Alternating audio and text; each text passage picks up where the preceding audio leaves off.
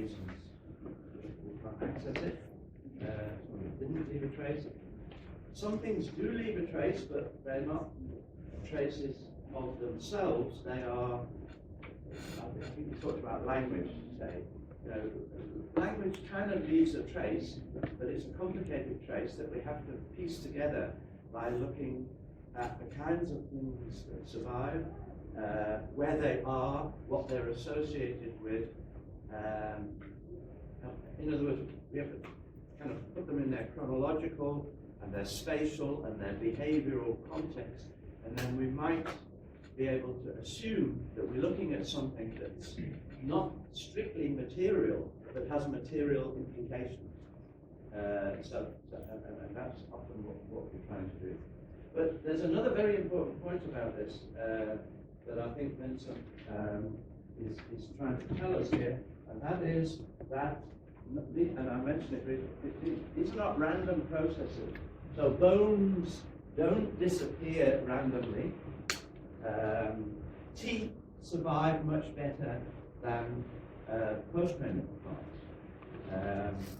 And I was talking about even within a particular bone in our body or in animals' bodies, some bones are harder than others, they're more durable, and in the process of deterioration of bone, some body parts will survive better than others. Now, we're going to find that out, and we do find that out when we dig stuff up and we get bones or we get teeth. It doesn't take very long for us to realize that we're not often getting bodies. Sometimes we are getting bodies with the proportions of body parts that you'd expect, but sometimes we're not.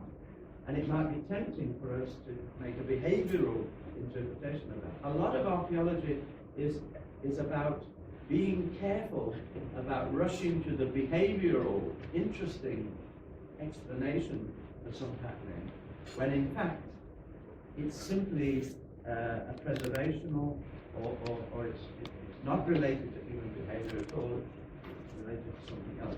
So often what we're doing is we're trying to eliminate the hypotheses about what's going on and try and arrive at the one that is the best explanation, which is the one we're hoping for, perhaps. And that's why there's a lot of experimentation of the kind we saw a couple of illustrations of people firing pots, or people butchering a pig, carefully and so on. That's why there's a lot of that, because a lot of those experiments are designed to help us distinguish between a behavioral, cultural interpretation of some happening that we've got and some other explanation, which we're hoping to eliminate. We're hoping it's not the case, but often it is the case. And sometimes we start out with a behavioral explanation, and we're forced to admit later on that there are some other issues that we haven't yet managed to eliminate. So it's the archaeological record, but it's a very odd record, it's a very biased record. Obviously I think if Vincent had drawn this to scale, in other words, what leaves no trace and how much of what does leave a trace gets buried, I suspect that dot would be invisible. The archaeological record is an almost infinitesimally small volume compared to what might originally have been happening. Nevertheless, despite that relative size, it's still large, right? There still is a lot of the archaeological record. It's very variable. And so there's lots that we can work with. And archaeologists are working on different parts of that, and they're working on it from different angles. So there's an enormous variety of things that archaeologists actually do. Even in a small department like our department here, we do all kinds of different things. And sometimes it takes a bit of effort to realize that we're all essentially trying to do the same thing. Of course, in a department like ours, situated here in Cape Town, our primary focus is Africa. We're interested in African history, interested in long-term Southern African history. We're interested in what archaeological investigations can do to help understand the situation today. How come Southern Africa is like it is in terms of the distribution of different communities and what these different communities are doing, and what the geographic patterning of that might be, and what the explanation of that might be. We're very fortunate, I think, in that, particularly in the first few million years of human history, Africa is absolutely central. And Southern Africa, despite the fact that you might think, oh, well, we're right at the bottom, we're the tail wagging the dog kind of thing. But there are a lot of really significant events in terms of the origins of our genus and the origins of our species are happening right here. So we're very fortunate. And then Vincent goes on to talk about the different kinds of evidence. And this obviously intersects with issues of preservation and so on, because when we say that not everything leaves a trace, or not everything that does leave a trace survives, a lot of that has to do with the materials of which things are made, clearly. And the first category that he talks about are artifacts, right? Very variable. Ceramics, metals, stone, things that are made by people, and that allows us to investigate how they were made and why they were made the way they were made, and why people over here are making what's ostensibly the same thing as people over there are making it differently. And what is different about them, and what, and that's a good example where something that we're observing can have implications to something that's not strictly visible, but is visible in the way those pots that people are making over there are different from those pots that people are making over here. Even though they're making the pots to contain liquids, let's say, or to make beer in, or to whatever, those differences have some meaning.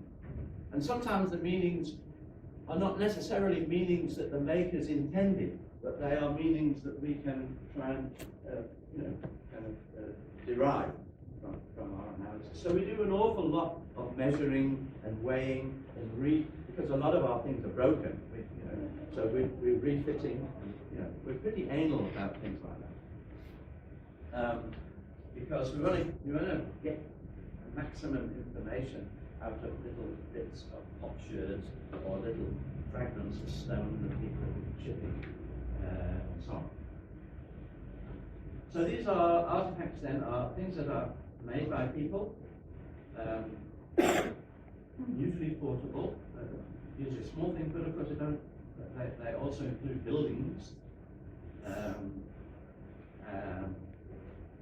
and you could increasingly say that even landscapes are artifacts.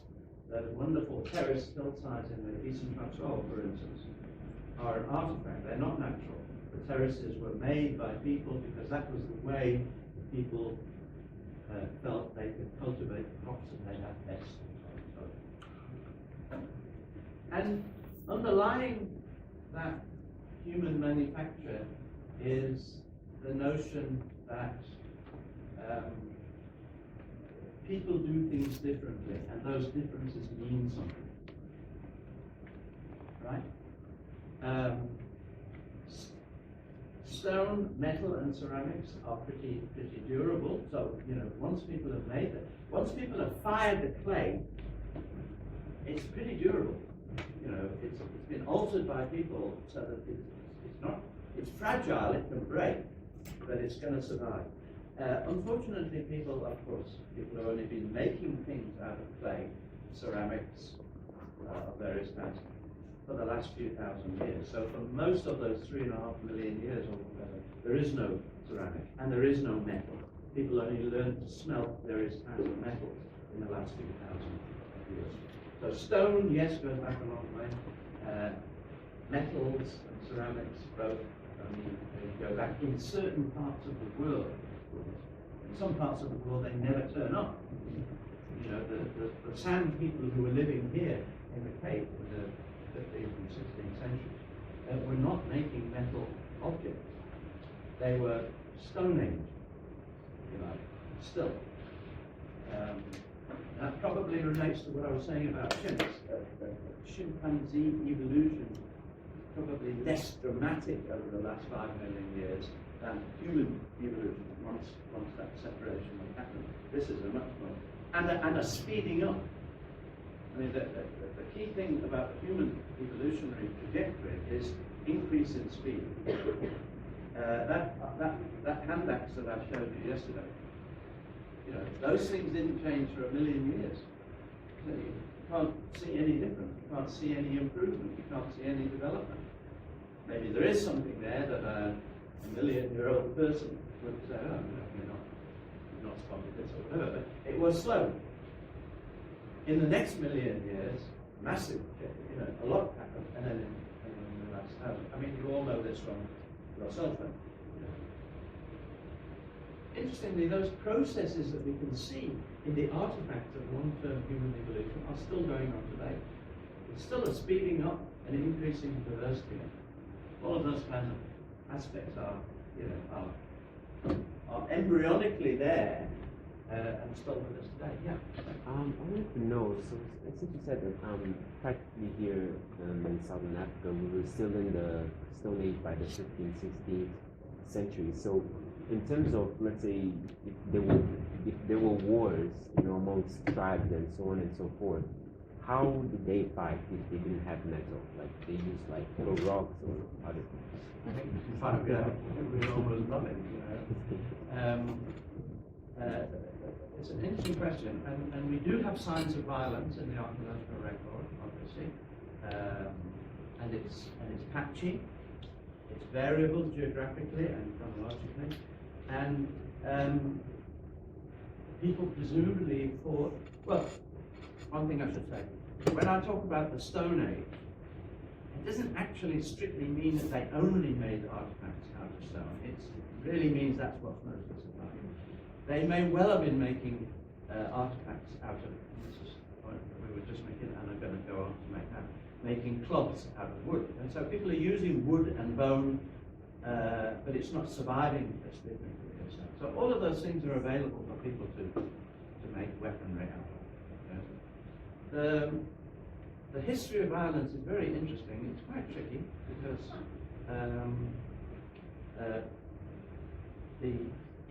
probably the best location of evidence for violence is on the human skeleton.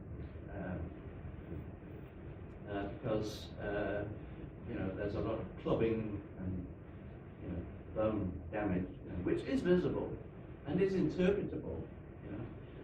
But the number of people who've lived in the, remember that diagram that Vincent had, how many people who are alive, and, you know, many more people have been alive but are now not. I mean, if we had, sorry, I'm trying to reckon, I'll get to you if I can.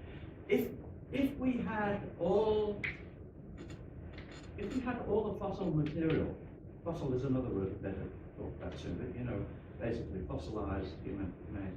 If we had all the fossil material between about, you know, from Africa, let's say, between about 3 or 4 million years and say 500,000 years,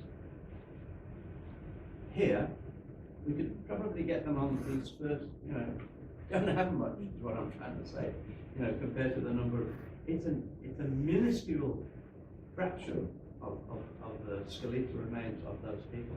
And so we haven't got a lot to look at, but we do look at all of those materials for signs of violence and so on. So I don't think people have trouble, and of course it's not strictly true that every violent death does leave, you know, only certain kinds of bashing and hitting and clubbing and so on. We found in the last 10,000 years here in the Cape, we found quite a few people who have been killed, apparently with poisoned arrows, and that doesn't necessarily leave any damage on the body. If the poison gets into the flesh and then kills the person, you might never spot it. Soon after I arrived in Cape Town, actually, I I was walking along the beach, and I found a skeleton of turned out to be a woman and a baby. And in the back of the woman, in one of her vertebrae, I found two bone points. So she'd been shot with a multiple arrow, which is quite typical of that time, which had a bone point, probably with some poison on, but I don't know if that one had poison on.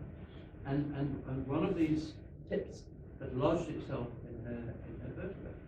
But most of the death, by that kind of bow and arrow system, probably we would not suspect.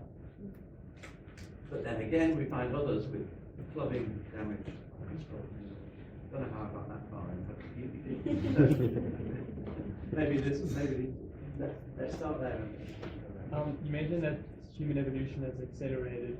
Do you think it's still accelerating, or is it halted in like modern society? Well, what's obviously happened over the last 3 million years is the artifacts have begun to dominate in how people improve their lives or get better at doing things. So you could argue, and I think people do argue, that improvements in human adaptation is now largely through the artifact, not physical, than through some kind of biological improvement, which is very slow. Yeah. So if you want to, a long time ago, if you wanted to be better adapted to a particular environment, you had to wait until those of you who were intrinsically better adapted became more common, and that became the norm in the community. And that's undirected and very slow. Whereas we adapt now with clothing or with shelter or with artifacts. So there is I don't know what the status, it's not really my field, but I don't know what the status of this argument is, but I think there is a case to be made for the fact that most evolution now is artifactual based rather than biologically based. And so maybe that means we're getting better thumbs now. You'll have to go there yourself. Quickly on the indigenous and the Cape, we were talking about how male particles were sort of stone and not having ceramic and metal in like 1560s, but I think that was specifically to the indigenous of the Cape. In the rest of Africa there was iron and stuff like that. It was more coming to the point in South people. Yes. That's how I understood it. I heard the 15th, 16th century, and there was definitely in the East and North America, Africa. Yeah. There was iron. So the last 2,000 or 3,000 years in southern Africa, generally, would include Khoi and San people, and it would include African communities who were not speaking Khoi and San languages, but were speaking Bantu languages. Okay, and so a history of the last, well, you'd probably have to go back 3,000 or 4,000 years, and you get a better understanding of why those communities were where they are, why they were doing, why were Bantu-speaking people smelting metal, living in permanent communities, speaking a particular set of languages, whereas Khoi and San people were speaking different languages, were hunter-gatherers or pastoralists, and as it turns out, the skeletal remains of Khoi and San people are distinguishable from the skeletal remains of Bantu-speaking people. And you'd be able to do the history of that separation and that differentiation, and you'd be able to take it back, and you'd get some very interesting conclusions. So, I was particularly talking about Khoi and San. Yeah. Of course, we don't dig up those languages, so what we're digging up is some of the apparent associations of those languages. Archaeology, a lot of archaeology is about pattern recognition and trying to get a grips with the pattern and understand it. And it's this is my view as an archaeologist and other archaeologists who instinct to ask this. But I don't think a lot of archaeology that's going on today in southern Africa is theory driven. I don't think so. Whereas you might say in physics and chemistry and so on that it's strongly theory. Obviously, all of these fields are a mix of theoretically derived ideas, but also simple pattern recognition. Wait a minute, this doesn't look like that, and then that phenomenon that I found, it's there, but it's not there. So it's I think it's called by the scientists Baconian science. In other words, it's interest driven and pattern recognition driven. Who cares whether it fits some particular theoretical perspective or not? Maybe we'll get there later, but maybe we won't. Okay, so an artifact, very important here, because artifacts can tell you all kinds of things about cultural boundaries. But by and large, if you find strong artifact spatiality, you find boundaries between the way potsherds are being decorated here versus there, it's going to have some kind of cultural explanation.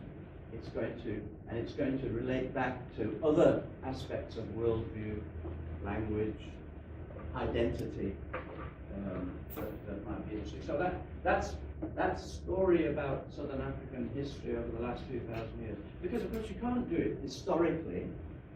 We haven't got written records. We only got written records when other people come into the subcontinent and start making comments, some of which are ill-advised and wrong, and biased and exaggerated and all the rest of it. And that's what we always say about the archaeological record. It's grounded in observations. It's not. Van Riebeck, when he was sitting here in Cape Town and writing back to Holland, he might have been doing his best, but he was putting his case, wasn't he? He was writing about what was happening to his employers. So he's going to put it in a way that's favourable to him. And he's not really taking the interests of the local people who he was encountering. He was pretty ignorant about the local people. So there are some advantages in the archaeological record of the time.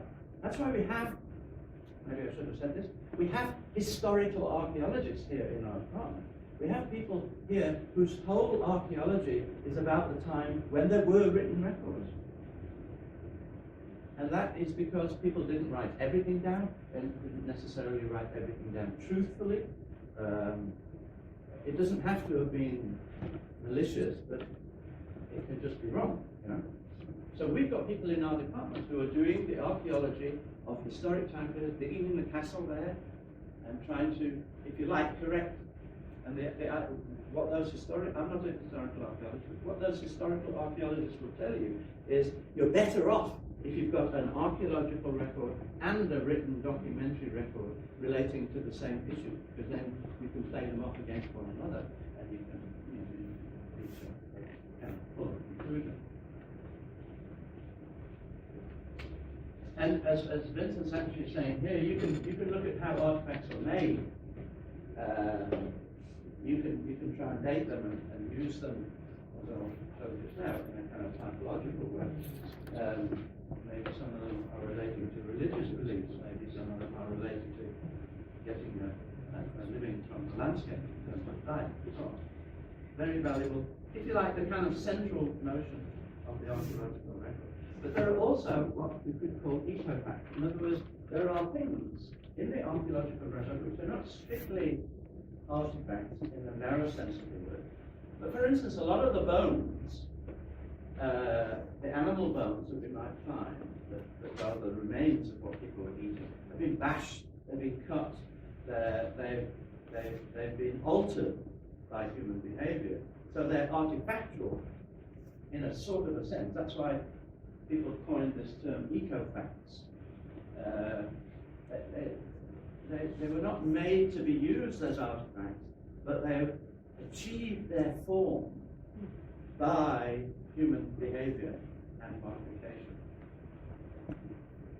And that'll cover a lot of animal bones that are food remains,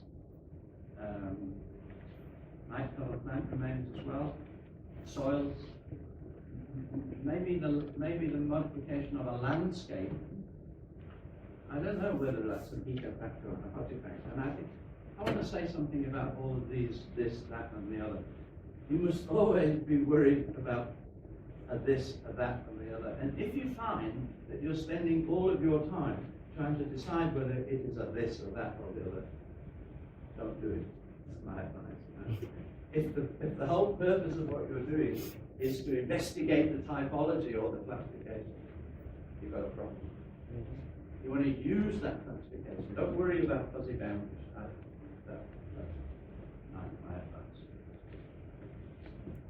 That may sound a bit enigmatic, actually, but you know. Yeah.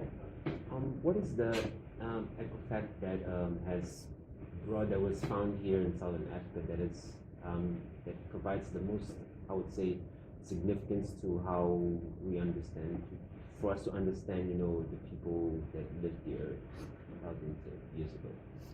Okay, a bit further down, Vincent has got a map of kind of distant human origins. Human origins back 2, 3, 4, 5 million years. And very definitely Southern Africa and Eastern Africa were amongst the most active areas there where people were evolving towards becoming us. They might not even have evolved into becoming our genus, Homo, yet. There might be another genus, but they were a genus of our ancestors.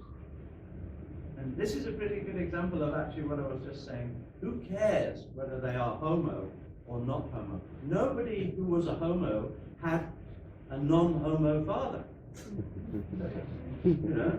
But that boundary's got to be drawn somewhere. Well, we're going to call these people, Homo Australopithecus, or we're going to call them Australopithecus, right? Which is another genus that was around.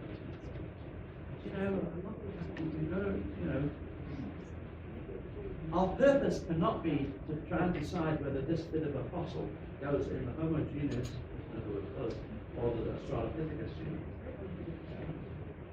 There's a bigger picture that's more important than the classification. If it's helping, okay.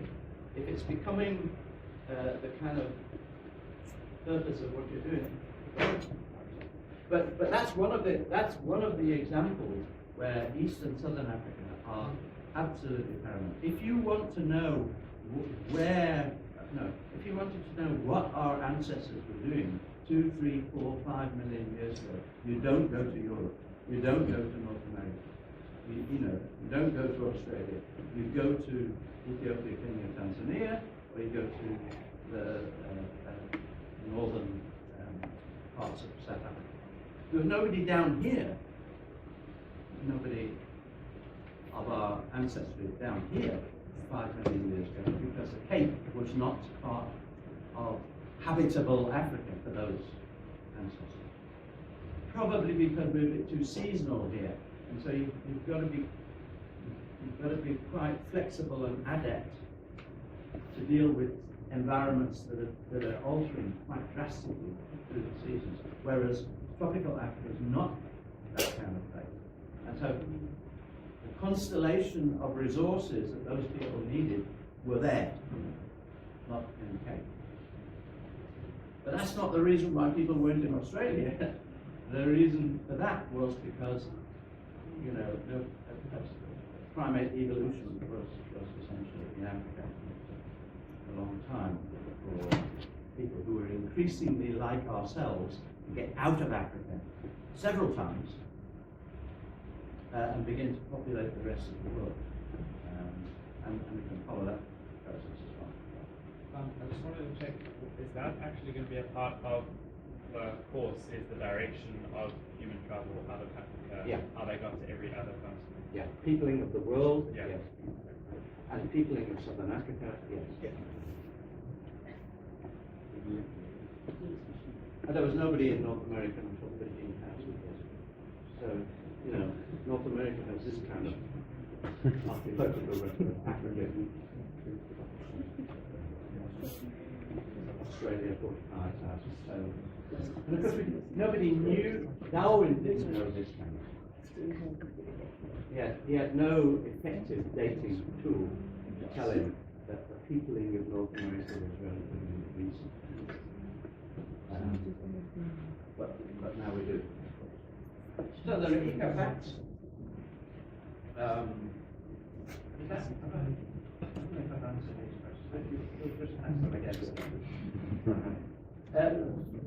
The next, I see here that he's got this under Ecofact. These are shell movements, right?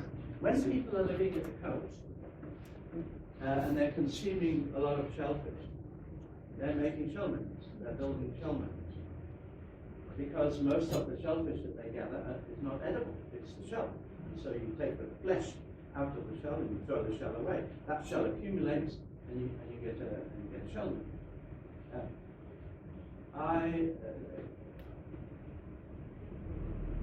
So because he's placed these images here, it seems to me that he's referring to these as ecofacts. I think of them as sites, but so here's a huge pile of shell which is being eroded. Shell mittens are wonderful things, actually. I do a lot of work on shell mittens, and I think they're fantastic. They contain a lot of information. How long would it take for something like this to build up? How would you go to an advance for so many different shells and accumulated? Yeah, I mean, in Brazil, those sambarcas, they're called, right? They're kind of like 15 meters high and 10,000 square meters. There are billions of shells there. But of course, if the part of the shoreline where you can get those shells is quite limited, you're going to keep coming back there. You can't go over there because it's a sandy shore there. You don't get shells. So if there's a focus to people's collecting and a focus to where they're going to live, and they're not going to carry those shells very far because they can only eat about 5% of what they get off the shoreline. So they're going to get rid of that shell at the first possible moment, even if they're not going to eat them there, even if they're going to take the flesh somewhere else, they're going to get rid of the shell there. So shell mittens can be very big. We've got very big ones here as well, but not as big as those. And often there's not much else in them, just shell, because quite frankly, they're barely living there. They're getting the shell of the rock, they're bringing them to the nearest place in the dunes where they can take the flesh out. They're putting the flesh in a bag and taking it somewhere else, and they're leaving the shell. That's all. Which brings us into other kinds of subdivisions, if you like, features. A hole in the ground, you can't dig up and take it back to the laboratory and analyze it. But it's an artifact, if you like. It's artifactual. And so things like fireplaces, post holes, which comes because people are sinking posts in the ground and building the structure of it. Storage bins, non-portable artifacts. Archaeologists often refer to as features. And when we map the site, we might map where all the artifacts are, find a feature, we'll draw it in. Because remember, we're going to destroy it. So those are those. But really a fundamental component of the archaeological record is that it is not, the archaeological record is not evenly distributed. It is located. It is concentrated at sites. Site is a kind of a meaningless word, but it's what archaeologists use. It's the word they use to say the shell mitten was here, not there. And there's another shell mitten there. Those are sites. Those are locations where artifacts are concentrated. That's where archaeologists dig. They are very, very, very variable. in the Near East, where you're dealing with tells, big mounds that are cities basically, that were built out of clay bricks. The clay then kind of melts. They build another city on the top, melts another city. You get a big mound. Nineveh, Jericho, all of these quite well-known places scattered around the Near East are sites, but they're enormous. They're early towns. Or Teotihuacan, which is the city underneath Mexico City, huge. I'm a Stone Age archaeologist. For me, I'm looking for the tiniest site you can possibly get. I'm looking for a place where hunter-gatherers built a camp. Maybe they killed a few animals, maybe they gathered a few shellfish. They left material, so it is a site, it's a recognizable site. But ideally for me, they never went back again. So it's a thin scatter of shells, maybe it's one shell thick, maybe it's not one of those big shells. And why are we interested in that? Because that's like a photograph of what people were doing that doesn't get, the photographic paper doesn't get used again. If you take a lot of photographs on one piece of paper, you can't make out what you're looking at. So I did this about 25 years ago. I said, no, with our students here, I said, we're going to try and find a site that's this thick, just there, And when they came back to this area, they didn't go and plonk themselves onto the same place and confuse the patterning. They went over there, or they went over there. So sites can be very, very, very ephemeral. In the early days, in Kenya, on the eastern side of Lake Turkana, there was a site, I remember it, it's called Hippo Artifact Site, because it was a site that had a single hippo, the bones of a single hippo scattered around, with the artifacts that were used to butcher it. Now that was a near perfect archaeological situation, because it was not confusing. It was, if you like, it was a very close relationship between something that happened and the remains of that something.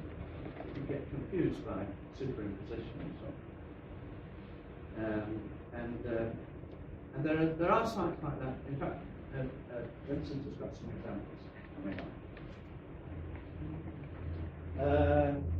Okay, so sites very, very variable from huge to tiny, and obviously differing age. Villages, monuments, a surface scatter of stuff that's very ephemeral, occupied for a few hours or tens of thousands of years.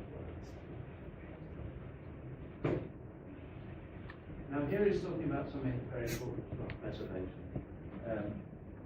We saw it on that diagram. Some things don't leave trace, some traces don't survive.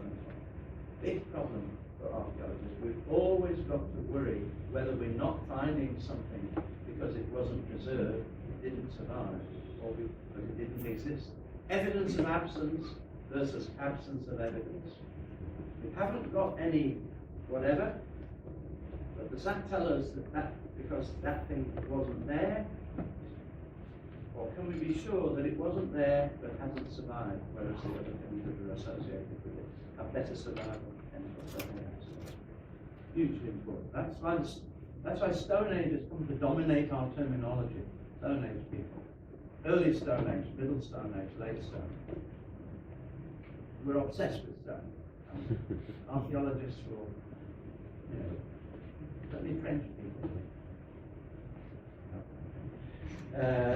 French archaeologists are absolute experts at chipping stone and making artifacts. They can make the most beautiful artifacts you've ever seen. They pride themselves on it. Why shouldn't they? Because we've got a lot of stone, and they spend a lot of their time classifying the stone artifacts into different cultural groups and looking at how they change through time. And they teach their students to make them. You can't understand them if you don't learn how to make them, because as you plate and chip and whatever you do to make the artifacts, You learn to interpret them, obviously. Stone, very, very important. Bones, we've got Xavier here, very, very important. Many archaeologists are zooarchaeologists or archaeozoologists. I don't know what the difference between those two is, but so sidelined on that, but there are a lot of archaeologists who are not the slightest bit interested in stones, but want to look at bones. What were these people eating? How were they catching them? What do those animals tell us about the climate and the environment at the time? Clay, metals. Vincent is a scientist with relatively little interest, I would say, in stone artifacts. Robert up here, Robert Naomi-Shosho, he is interested in ceramic, in metal, in African metallurgy. He doesn't want to see a stone tool, and so on. And these kinds of artifacts differ in terms of how well they survive and what they can tell you. So here's a bunch of ceramic type things, famous ceramic statues of soldiers in the Chinese burial ground. Beautiful ceramic vessels, fragments of ceramic vessels, clay tablets from the Near East with early writing, cuneiform or whatever on the tablets, and of course early villages in the Near East which are made from clay bricks. So all of those are ceramic, and once it's fired, how about?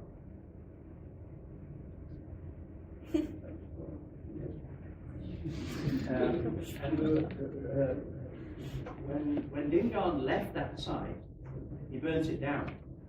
So all the dome reed-based structures burnt and fell down on the clay floor.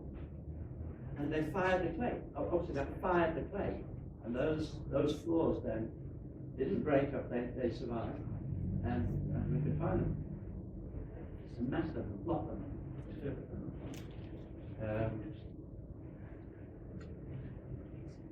We have various fancy methods for finding them underneath the ground. Resistivity, technically they show up as anomalies on instrumentation. We found the best way to find them was 6 men with shovels. We dug everywhere and you found them. All kinds of materials, variable preservation, stone artifacts, not right there. Beautiful artifacts. Even the French struggle to use the kind of pressure plating that it requires to make those kinds of lovely artifacts. They're very common in North America as well. Huge artifacts. This is a limestone carved figurine from about 30,000 years ago in Europe. Female figurines were very common. There aren't very many male statuettes in that time. There have to be implications of that, but of course there's a lot of argument as to what those implications are. Metals, and of course inorganic materials, textiles, clothing, cloth, wooden objects which survive under certain circumstances in certain places. Different artifacts have different susceptibilities. And he's now going to go on to a few slides where he shows you that one of the most important variables in terms of whether these things survive is the environment in which they're buried. That not only decides which kinds of artifacts and which kinds of materials will survive longer of the globe are very practical.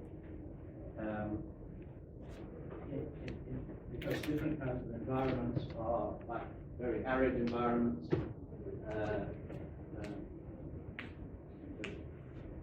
The western coast of South America, of these three continents, very, very dry because of the way the ocean currents affect precipitation. And so it's not surprising that certain kinds of almost unique preservation happens in particular parts of the world. Or less. Rainfall patterns. Yeah, that took a while to understand this. You've all been looking through all these diagrams, haven't you? Not a lot of nods there, but well, let me stop there. You should go to those. You should be reading those. I'm going off on all kinds of factors. For instance, curriculum. It's coming on.